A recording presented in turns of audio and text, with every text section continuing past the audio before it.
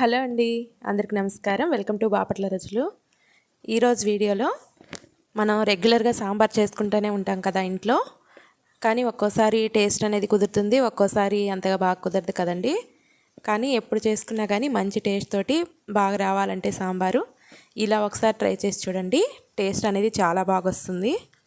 ఎప్పుడు చేసుకున్నా టేస్ట్ బాగుంటుంది. అది ఎలాగో చూద్దాం. ఈ కప్పుతోటి ఒక కప్పు కందిపప్పుని ఒకటి లేదా 2 సార్లు కడిగేసేసుకొని కుక్కర్లో వేసేసుకోండి. మీరు స్టవ్ మీదైనా ఉడకబెట్టుకోవచ్చు, కానీ కుక్కర్లో అయితే త్వరగా ఉడికిపోద్ది పప్పు. ఒక 1/2 స్పూన్ పసుపు వేసి ఒక కప్పు కందిపప్పుకి 2 కప్పులు వాటర్ వేసుకొని పప్పును బాగా ఉడికించుకోండి. ఒక పెద్ద నిమ్మకాయ సైజ్ అంత చింతపండుని ఒకసారి కడిగేసేసుకొని వాటర్ వేసి నానబెట్టేసుకోండి. తర్వాత ఇప్పుడు పోపు పెట్టేసుకుందాం. ఒక గిన్నె ఒకటి పెట్టుకొని ఒక 3 స్పూన్స్ ఆయిల్ వేసుకోండి. 1 స్పూన్ పోపు దినుసులు వేసుకొని అవి కొంచెం ఫ్రై అయ్యాక 2 ఎండుమిర్చి 4-5 వెల్లుల్లిపాయలని కట్ చేసుకొని అవి వేసుకోండి. కొంచెం కరివేపాకు కూడా వేసుకొని ఫ్రై చేసుకోండి. ఇవి ఫ్రై అయ్యాక 2 ఉల్లిపాయలు 4 పచ్చిమిర్చిని ముక్కలుగా కట్ చేసుకొని వేసుకోండి.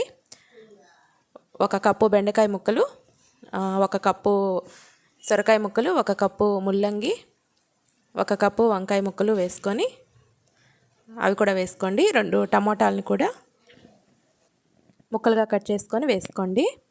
ఈ కూరగాయ ముక్కలన్నీ వేసాక ఒకసారి ఈ విధంగా కలిపేసుకోండి. మీ దగ్గర ఏ కూరగాయలు ఉంటే అవి వేసుకోవచ్చండి. ఇవి వేయాలని ఏం లేదు. దీనికి టేస్ట్కి తగ్గట్టు కొంచెం ఉప్పు వేసుకోండి. ఒక 1/2 స్పూన్ పసుపు కూడా వేసుకోండి. కారం 1.5 స్పూన్ వేసాను. పచ్చిమిర్చి కూడా వేస్తున్నారు కదా, చూసుకొని కారం వేసుకోండి. ఈ విధంగా ఉప్పు కారాలన్నీ బాగా కలిసేలాగా ఒకసారి ఈ విధంగా ముక్కలకి బాగా కలిపేసుకోండి. మొత్తం ఈ విధంగా కలిపేసేసి లో ఫ్లేమ్ పెట్టుకొని ఒక 5 మినిట్స్ పాటు ముక్కల్ని బాగా ఉడికించుకోండి. మధ్య మధ్యలో కలుపుకుంటా చూసుకోండి, అడుగు పట్టకుండా. 5 మినిట్స్ తర్వాత ఒకసారి తీసి చూసుకోండి. ముక్కలు అనేది కొంచెం మగ్గిపోయినాయి కదా. ఇప్పుడు చింతపండు నుంచి రసం తీసుకొని ఆ చింతపండు రసం కూడా వేసుకోండి. కొంచెం వాటర్ కూడా వేసుకొని ముక్కలు మునగాగా వేసుకోండి. ఈ విధంగా వేసుకొని ఈ ముక్కల్ని ఒక 10 మినిట్స్ పాటు మీడియం ఫ్లేమ్లో బాగా ఉడికించుకోండి. అవి ఉడికే లోపల ఈ లోపల పప్పు ఉడికింది కదా, ఈ పప్పుని ఈ విధంగా పప్పు గుత్తితోటి బాగా మ్యాష్ చేసేసి పెట్టేసుకోండి.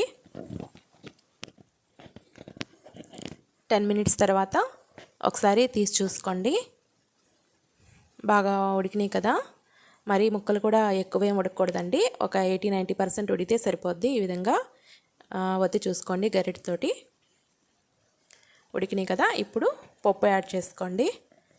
ముక్కలు కొంచెం ఉడికాకే పప్పు వేసుకోండి. పప్పు వేసారంటే ముక్కలు ఉడకటం లేట్ అవుద్ది. ఈ విధంగా పప్పు వేసాక ఒకసారి కలిపేసేసుకొని ఈ స్టేజ్లోనే ఉప్పు కారాలు చూసుకోండి. కారం ఏమైనా తక్కువైనా పులుపు తక్కువైనా కానీ ఈ స్టేజ్లో యాడ్ చేసేసుకోండి. పులుపు ఎక్కువైనట్టయితే కొంచెం వాటర్ వేసేసుకోండి. సాంబార్ అనేది కొంచెం పలుచగా ఉంటేనే బాగుంటుంది. మరి చిక్కగున్నా అంతగా బాగుండదండి. కొంచెం వాటర్ యాడ్ చేసేసుకోండి. ఈ విధంగా వేసేసుకొని ఒకసారి కలిపేసేసి మళ్ళీ ఈ పప్పు కొంచెం పొంగొచ్చే వరకు ఈ విధంగా ఒక 5 మినిట్స్ పాటు ఉడికించుకోండి. ఇలా పొంగొస్తే సరిపోద్దండి. ఇప్పుడు దీనిలోకి సాంబార్ పౌడర్ యాడ్ చేద్దాం. ఇది హోమ్మేడ్ సాంబార్ పౌడరేనండి. బయట మార్కెట్లో దొరికే ఏ సాంబార్ పౌడర్ అయినా కానీ వేసుకోండి, బాగుంటుంది. ఈ పొడి వేసాక ఒకసారి కలిపేసేసుకొని లో ఫ్లేమ్ పెట్టుకొని ఒక 1 or 2 మినిట్స్ పాటు ఉడికించుకోండి. మసాలా పౌడర్ వేసాక ఒక్క నిమిషం తర్వాత ఒకసారి తీసి చూసుకోండి. బాగా చిక్కగా అవుతుంది కదా. ఇంకా ఈ స్టేజ్లోనే ఇంకా కొత్తిమీర యాడ్ చేసేసుకోండి.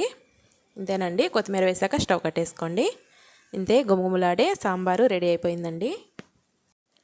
ఇది టిఫిన్స్లోకి రైస్లోకి చాలా బాగుంటుంది.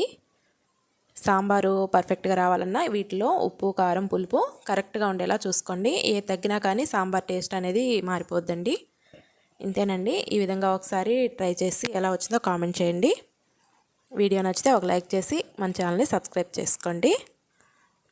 థ్యాంక్ యూ అండి.